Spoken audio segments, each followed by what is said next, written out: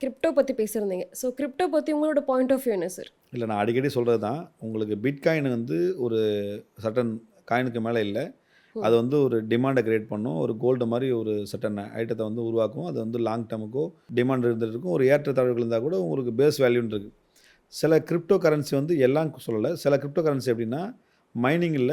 Just like that வந்து printing coins. இப்ப நான் எனக்கு தேவைன்னா நான் பிரிண்ட் பண்ணிப்பேன். இப்ப இதுக்கு முன்னாடி நம்ம இந்தியாவோ, இல்ல அமெரிக்காவோ எப்படி வந்து கரன்சிய பிரிண்ட் பண்ணாங்க அப்படின்னா, என்னுடைய கையிருப்பு எவ்வளோ கோல்டு இருக்கோ அதுக்கு ம். ரிலவென்ட்டா நான் வந்து கரன்சி பிரிண்ட் பண்ணணும். இதுதான் வந்து அஜெண்டா.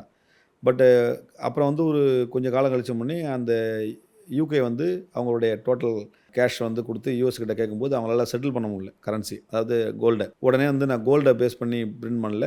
நான் வந்து பெட்ரோ டாலர பேஸ் பண்ணி பில் பண்றேன். என்னுடைய கரன்சில தான் உலகமே வந்து பெட்ரோ டாலர்ல ட்ரேட் நடக்கும்னு சொல்லி மாத்திட்டாங்க.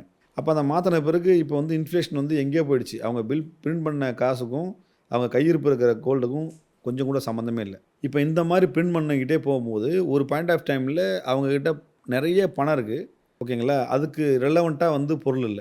இந்த சூழ்நிலை வரும்போது என்ன பண்றாங்கன்னா, சில நிறுவனங்களே அந்த மாரி வந்து ஒரு பெரிய லெவல்ல இம்பாக்ட் ஆவுது. அப்ப அந்த கம்பெனியே என்ன பண்றாங்க அப்டின்னா, ஒரு இல்லன்னா ஒரு ஒரு பெரிய ஜாம்பவான்னு வச்சுக்கலாம். அவங்க என்ன பண்றாங்கன்னா, இப்டி ஒரு காயின உருவாக்கி, அந்த காயின் வந்து அவங்களோட டெப்ட்ட கிளியர் பண்ணதுக்காக ஒரு காயின உருவாக்குறாங்க.